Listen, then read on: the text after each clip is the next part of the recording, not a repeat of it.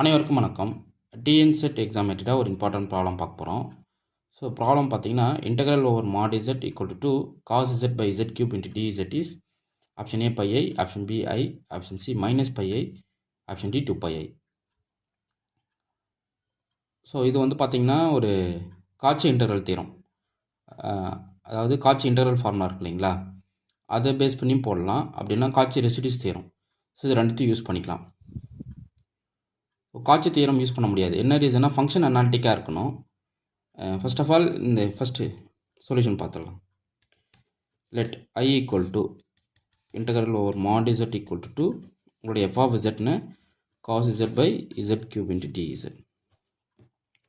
Okay, so F of z எடுத்துக்கோங்க, cos Z by Z cube. Okay, region என்ன கொடுத்துருக்காங்கன்னா மாட் Z equal to 2, அதாவது centre 0,0, radius வந்து 2 unit. எப்படின்னா நீங்கள் ரீப்ளேஸ் பண்ணி பாருங்களேன். இது x plus i y equal to 2ன்னு போடுவீங்க. ஸோ இது ஸ்கொயர் ரூட் பண்ணிங்கன்னா x square plus Y square equal நமக்கு என்ன கிடைக்கும், 2 ஸ்கொயர்னு கிடைக்கும். ஸோ ரேடியஸ் வந்து 2 யூனிட்டு, சென்டர் வந்து 0,0. ஸோ அதுதான் இந்த டிஸ்காக கொடுத்துருக்காங்க, புரியுதுங்களா? ஸோ சென்டர் 0,0, ஸோ ஆரிஜிலேருந்து 2 யூனிட் ட்ராவல் பண்ணுற கலெக்ஷன் ஆஃப் பாயிண்ட்ஸ் எல்லாத்தையும் நம்ம என்ன பண்ணிக்கிறோம், சர்க்கிளாக கன்சிடர் பண்ணுறோம். ஸோ இதுதான் நமக்கு என்னது, X square plus Y square equal 2 square. புரியுதுங்களா? ஃபைன். இப்போது இந்த ரீஜனுக்குள்ளே இந்த எஃப் ஆஃப் இசட் அனாலிட்டிக்காக இருந்தால் நம்ம இன்டெக்ரல் வேல்யூ 0 சொல்லிடலாம். So within the region in and on ரெண்டுமே கன்சிடர் பண்ணுறீங்க. இந்த ரீஜனுக்குள்ளே ஃபங்க்ஷன் வந்து அனாலிட்டிக்காக இருந்தால் காட்சி தியரம் படி என்ன ஆகிடும், உங்களுக்கு இன்டெக்ரல் வேல்யூ 0 ஆகிடும். F is analytic in and on a simple closed கான்டோராக இருந்தால் integral over F of Z D Z 0 ஆகிறது தான் என்னது நமக்கு காட்சி தியரம். அது என்னுடைய சிம்பிளிட் கனெக்டட் ரீஜனாக இருந்தாலும் சரி. சிம்பிளிட் கனெக்டட் ரீஜனாக உங்களுக்கு தெரியும், it is an connected region, அவ்வளோதான். ஸோ ஓப்பன் கனெக்டட் செட்டாக இருக்கிறது அது வந்து கனெக்டட் ரீஜனாக இருக்கும். So F of Z equal to cos Z by Z cube. இந்த ஃபங்க்ஷன் வந்து இந்த ரீஜனுக்குள்ளே, ஸோ என்டையர் ரீஜனுக்குள்ளே அனாலிட்டிக்கான்னு பார்க்கணும். அனாலிட்டிக்காக இருக்குன்னு என்ன செக் பண்ணணும், சிங்குலாரிட்டி ஏன்னா உள்ளே எக்ஸிஸ்ட் ஆகுதான்னு செக் பண்ணணும். பட் இந்த ஃபங்க்ஷனுடைய சிங்குலாரிட்டியை வந்து at z equal to 0, Z equal to 0 substitute பண்ணிங்க அப்படின்னா டினாமினேட்டர் வந்து உங்களுக்கு என்ன ஆகிடும், 0, டினாமினேட்டர் 0 ஆகும். ஸோ இது வந்து அன்டிஃபைன்ட் ஆகிடும். ஸோ நம்ம அன்டிஃபைன் பாயிண்ட்லாம் சிங்குலர் பாயிண்ட்ஸ் தான் இந்த கேஸில். அப்போ இசட் ஈக்குவல் டு 0 வந்து நமக்கு என்னது, சிங்குலர் பாயிண்ட்ஸ். சரி, அந்த இசட் ஈக்குவல் டு 0 உள்ளே இருக்கானா இருக்குது பாருங்கள். ஸோ வித்தின் த ரீஜியன் எனக்கு இந்த ஃபங்க்ஷனுக்கு சிங்குலர் பாயிண்ட் எக்ஸிஸ்ட் ஆச்சு அப்படின்னா அது நான் அனாலிட்டிக்காக இருக்கும். அப்போ நான் எந்த தியரத்தை யூஸ் பண்ணணும், காட்சி ரெசிடியூ தியரம். ஸோ அப்போ என்ன பண்ணணும், இந்த ஃபங்க்ஷனுக்கு இந்த இசட் ஈக்குவல் டு 0 நான் கண்டுபிடிக்கணும். போலா, ரிமூவபுளா, எசென்ஷியலா, அந்த சிங்குலாரிட்டியோட பிஹேவியர்ஸ் கண்டுபிடிச்சிட்டோம் அப்படின்னா நம்ம என்ன பண்ணிக்கலாம், இதை வந்து காட்சி ரெசிடியூஸ் தியரம் யூஸ் பண்ணி நம்ம சொல்யூஷன் போட்டுடலாம். Okay, fine. இப்போது clearly Z cube equal to 0 எடுத்திங்கன்னா Z equal to 3 times repeat ஆகும், which is a pole of order 3 இல்லைங்களா. Therefore Z equal to 0 is a pole of F of Z of order நமக்கு என்ன தெரியும், 3ன்னு தெரியும். So இதில் எந்த டவுட்டும் கிடையாது, கரெக்டுங்களா. ஸோ ஃபங்க்ஷனுக்கு இசட் ஈக்குவல் டு 3 வந்து போல் ஆஃப் ஆர்டர் 3ஆக இருக்குது, இசட் ஈக்குவல் டு 0 வந்து போல் ஆஃப் ஆர்டர் 3ஆக இருக்குது. ஓகே, நீங்கள் எந்த ஒரு ஃபங்க்ஷன் எடுத்துக்கிட்டாலும் பாலினாமியல் ஃபங்க்ஷனில் P of Z by some Z power என்னன்னு இருந்தால், சம் ஏதோ ஒரு P of Z some function divide by Z power என்னன்னு இருந்தால் இது வந்து நாட் அ ஃபேக்டர் ஆஃப் இசட்டாக இருக்கணும். P of Z is not a factor of இசட்டாக இருக்கணும். ஸோ ஃபேக்டர் மல்டிப்ளிகேஷனாக வரக்கூடாது. அப்படி இருந்தால் இந்த ஃபங்க்ஷனுடைய போல் வந்து Z equal to 0 of order வந்து என்ன. ஓகே, நோட் பண்ணிக்கிங்க சார். அப்போ எப்படி சார் சொல்கிறீங்க, இப்போ காஸ் இசட் வந்து உங்களுடைய பி ஆஃப் இசட்டு, இது நாட் அ ஃபேக்டர் ஆஃப் இசட்னா ஆமாம் எப்படி இருக்கும், 1 minus Z square by 2 factorial plus Z power 4 by 4 factorial minus 1 so on. So which is not a factor of Z, ஏன்னா இங்கே நீங்கள் இசட்டை ரிமூவ் பண்ணிக்க முடியாது. ஸோ அப்போ படி பார்த்தோன்னா இந்த ரிசல்ட்டை யூஸ் பண்ணும்போது என்ன ஆகிடுது பாருங்களேன், இது பவர் n தான், n வந்து 3. அப்போ இசட் ஈக்குவல் டு 0 தான் நமக்கு வந்து போலாக இருக்கும். ஆஃப் ஆர்டர் நமக்கு என்னது 3, புரியுதுங்களா.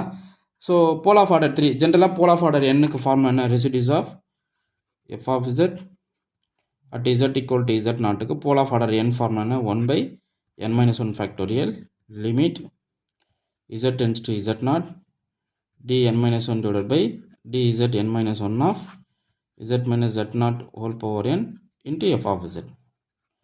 ஸோ இது ஃபார்முலா, இது போல் ஆஃப் ஆர்டர் என்னுக்கு.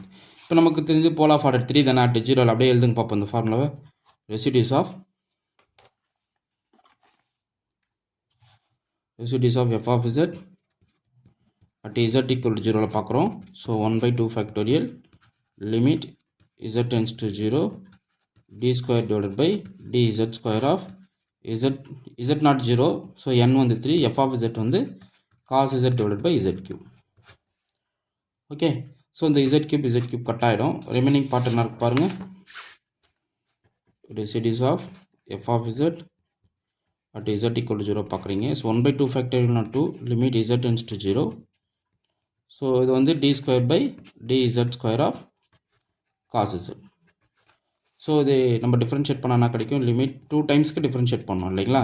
ஏன்னா டிஃப்ரென்ஷியல் ஃபங்க்ஷன் டிஃப்ரென்ஷியேட் பண்ணிக்கலாம். ஃபஸ்ட்டு மைனஸ் காஸ் z, இது வந்து காஸ் z பண்ணால் minus sin z, again sin z பண்ணும்போது மைனஸ் காஸ் z. புரியுதுங்க? ஃபஸ்ட் டைம் டிஃப்ரென்ஷியேஷன் வந்து மைனஸ் sin z வரும். செகண்ட் டைம் டிஃப்ரென்ஷியேஷனுக்கு வந்து மைனஸ் காஸ் z மாறிடும். அட் z equal to 0 பாருங்கள் என்ன கிடைக்குது பாருங்கள், -1 கிடைக்கும். ஸோ வேல்யூ வந்து -1/2. ஏன்னா காஸ் 0 1 இல்லைங்களா? ஸோ -1 × 1 வந்து உங்களுக்கு -1 கிடைச்சிடும். ஸோ இதான் residue at a point z equal to 0. Pole of order 3 கிடைச்ச பாயிண்ட்டுக்கு கரஸ்பாண்ட் ரெசிடியூ வேல்யூ நமக்கு என்னது -1/2. Now by Cauchy residue theorem என்ன சொல்லுது? ரெசிடியூ தியரம் ஸோ என்ன சொல்லுது பாருங்கள். Integral over c f of z dz equal to 2π times sum of residues, sum of all residues. கரெக்டுங்களா? நமக்கு ரெசிடியூஸ் வந்து பர்டிகுலர் போல் பாயிண்ட்டில் மட்டும் தான் கிடச்சிருக்கு. ஸோ சம் பண்ண வேணாம், இருக்கிறது அப்படியே போட்டுக்கலாம். ஸோ -1/2 கிடைக்கும். ஸோ வேல்யூ பாருங்கள் 2 கட் ஆச்சுன்னா -πi. அப்போ integral over c cos z divided by z cube into dz வேல்யூன்னு -πi. இங்கே cன்றது mod z equal to 2. நம்மளுடைய கான்டோர் வந்து mod z equal to 2. So பார்த்தீங்கன்னா இதனுடைய வேல்யூ நமக்கு என்ன கிடைக்குது -πi. ஸோ -πi ஆப்ஷன் பாருங்கள். ஸோ பாருங்கள் ஆப்ஷன் சி தான் கரெக்ட். புரியுதுங்களா? ஸோ ரொம்ப முக்கியம். இது வந்து என்ன கைண்ட் ஆஃப் ரெசிடியூ நம்ம சிங்குலாரிட்டின்னு கண்டுபிடிக்கணும். ஸோ அதுக்கான ரெசிடியூ ஃபார்முலா எழுதணும். ஓகே, இப்போது suppose at z equal to z naught it's a removable singularity. சிங்குலாரிட்டியாக இருக்குது அப்படின்னா residues of f of z at z equal to z naught நமக்கு என்ன கிடைக்கும் சொல்லுங்கள் பார்ப்போம். 0 தான் கிடைக்கும். ரிமூவபுளாக இருந்தால் ரெசிடியூ வேல்யூ 0 ஆகிடும். ஓகே, ஸோ சிம்பிள் போலாக இருக்குது அப்படின்னா என்ன பண்ணுவீங்க? சிம்பிள் போல் அப்படின்னா ரெசிடியூ ஃபார்முலா நான் பாருங்கள். Residue equal to limit z tends to z not z minus z not into f of z. இது வந்து சிம்பிள் போலுக்கு. போல் ஆஃப் ஆர்டர் எனக்கு நான் ஃபார்முலா எழுதிட்டேன். ஓகே, ஸோ ரிமூவபுளாக இருக்குது அப்படின்னா அதில் ஃபங்க்ஷன் அனாலிட்டிக்காக இருக்குன்னு அர்த்தம். ஸோ ஒன்ஸ் அனாலிட்டிக்காக இருக்குன்னா உங்களுடைய ரெசிடியூ வேல்யூ 0 நோட் பண்ணிக்கிங்க. சப்போஸ் சிம்பிள் போலாக இருக்குது அப்படின்னா ரெசிடியூ ஃபார்முலா வந்து இதுதான் z minus z not into f of z. Okay, so நீங்கள் என்ன பண்ணுறீங்கன்னா இதுக்கெல்லாம் வந்து ரெசிடியூ கண்டுபிடிச்சி உங்களுடைய இன்டெக்ரல் வேல்யூ சொல்லுங்கள் பார்ப்போம். e power z divided by z square into dz when mod z equal to 1 இல்லை. ஓகே, ஸோ இந்த ப்ராப்ளம் சால்வ் பண்ணுங்கள். I equal to integral mod z minus 1 equal to 1 when e power z divided by z minus 1 and the whole square into dz. So இதுக்கு answer சொல்லுங்கள். Fifth problem I equal to integral over mod z equal to 2 e power minus z into dz. So இதுக்கான value என்ன வரும் அப்படின்றத உங்கள் ஆன்சரை comment பண்ணுங்கள். So நீங்கள் காட்சி தியரத்தை எப்போ யூஸ் பண்ணணும்னா என்டையர் ரீஜனில் ஃபங்க்ஷன் அனாலிட்டிக்காக இருந்தால் காட்சி தியரம் படி இன்டெக்ரல் வேல்யூ என்ன ஆகிடும் உங்களுக்கு 0 ஆகிடும். ஓகே, அதாவது suppose f of z is analytic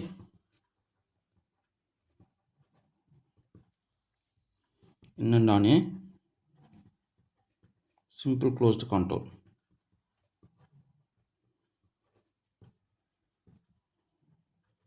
C அப்படின்னா then integral over C f of z dz value நமக்கு என்னது 0. இதுதான் வந்து காட்சி தியரம்.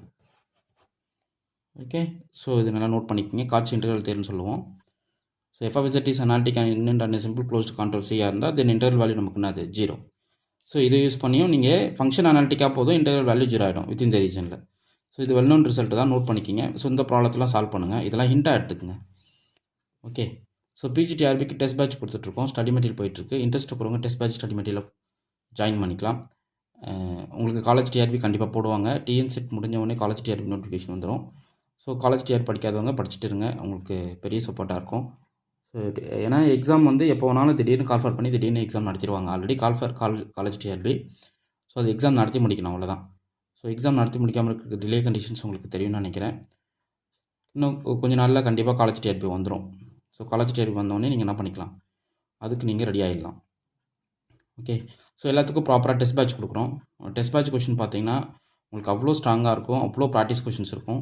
ஸோ டெஸ்ட் பேட்ச் வந்து உங்களுக்கு ஒரு எக்ஸாம் போகிறதுக்கான என்னென்ன தேவை அப்படின்றது மொத்தத்தையும் கவர் பண்ணிட்டு போகிற மாதிரி உங்களுக்கு டெஸ்ட் பேட்ச் கொஷின்ஸ் ரெடி பண்ணியிருக்கோம். கூடவே ஸ்டடி மெட்டீரியல் போட்டுட்ருக்கோம். ஓகே. ஸோ இந்த ப்ராப்ளம் எல்லாம் நல்லா ப்ராக்டிஸ் பண்ணிக்கிங்க. உங்களுக்கு இந்த வீடியோ பிடிச்சிருந்தா லைக் பண்ணுங்கள், கமெண்ட் பண்ணுங்கள், உங்கள் ஃப்ரெண்ட்ஸுக்கு ஷேர் பண்ணுங்கள். தேங்க்யூ.